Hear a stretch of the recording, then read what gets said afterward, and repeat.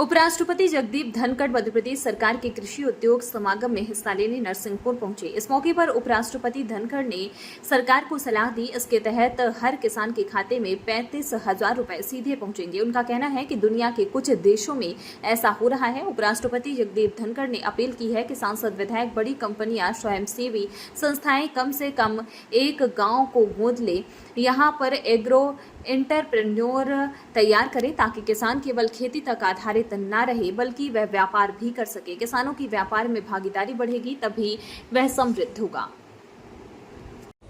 जो 70 साल में नहीं हुआ, वो कठोर निर्णय भारत के प्रधानमंत्री ने लिया और पाकिस्तान का पानी बंद कर दिया और कहा खून और पानी एक साथ नहीं बहेगा।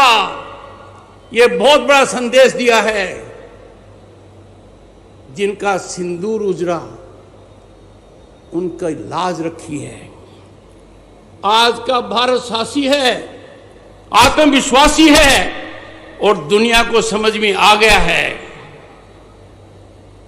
आज हमें संकल्प लेना चाहिए कि जो प्रधानमंत्री का आह्वान है, हम भारतीय हैं, भारतीयता सर्वोपरि है, राष्ट्र हित से ऊपर कोई हित नहीं हो सकता और आज पूरा देश इससे ओतप्रोत है।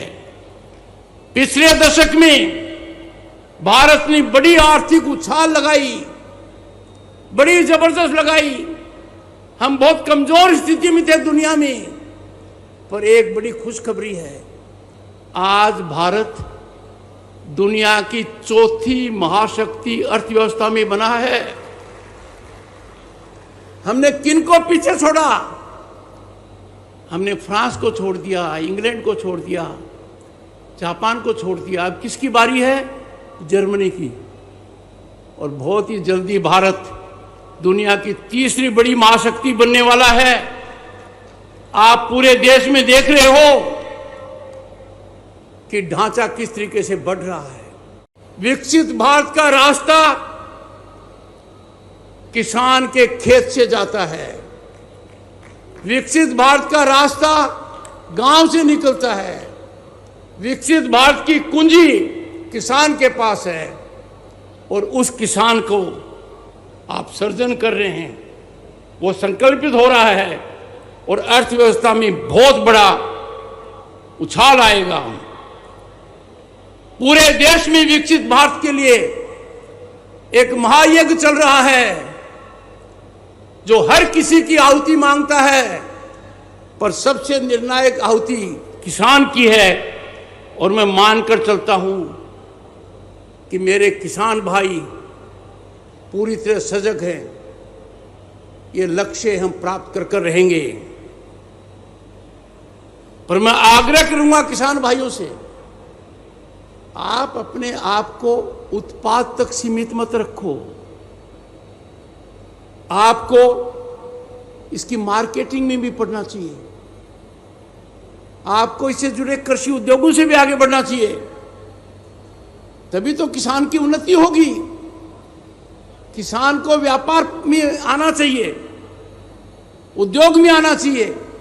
और इसीलिए माननीय मुख्यमंत्री का यह निर्णय बहुत आवश्यक है।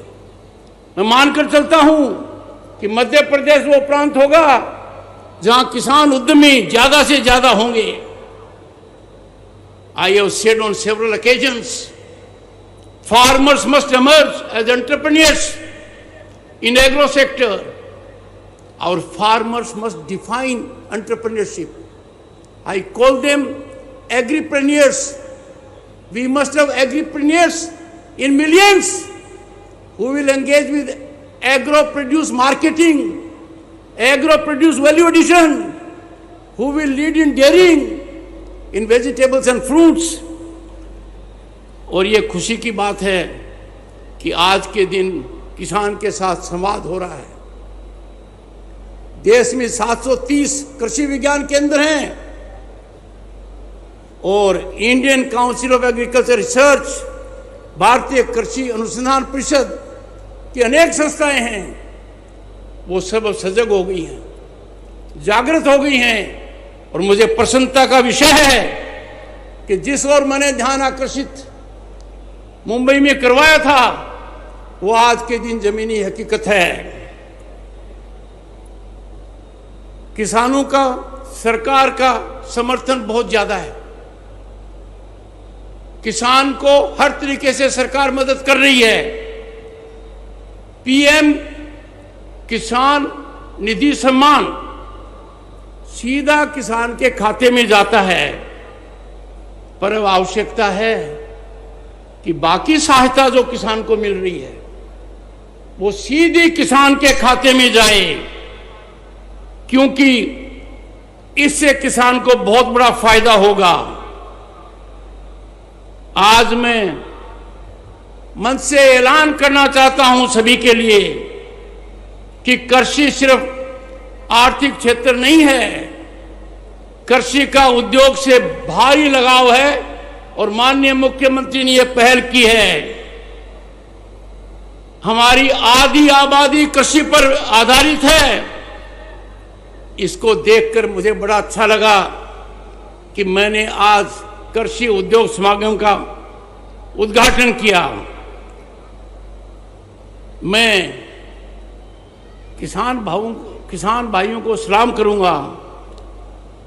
आप अनाज ही नहीं उगाते, आप राष्ट्र की भूख मिटाते हैं, आप राष्ट्र को आत्मनिर्भर करने में सबसे बड़ी भूमिका निभाते हैं। अब देखिए, प्रधानमंत्री नरेंद्र मोदी ने एक पहल की, पीएम किसान निधि। अब तक 3,46,00,000 करोड़ रुपए 10 करोड़ किसानों के खाते में आ गए हैं। हर साल 3 बार यह रकम आती है। पर मुझे यह कहना है कि किसान की आमदनी में उत्थान आएगा जब हर सहायता किसान को सीधी मिलेगी। अमेरिका वो देश है जहां किसान परिवार की आय सामान्य परिवार की आय से ज्यादा है। इसका एक आधार है कि किसान को सीधी सरकारी सहायता मिलती है। हमारे यहां खाद को लेकर बहुत बड़ी सब्सिडी है, अन्य भी बहुत बड़ी सब्सिडी है, पर वो इनडायरेक्ट है। यदि अगर वो सब सीधी किसान को दी जाए तो मेरा आकलन है एक आधार पर कि हर किसान को हर साल कम से कम 35,000 रुपये मिलेंगे। मैं मानकर चलता हूं कि Indian council of agriculture research इस पर ध्यान देगी, इस पर पूरी तरह से एक टिप्पणी का कागज निकालेगी ताकि किसान को ज्यादा से ज्यादा फायदा हो पाए।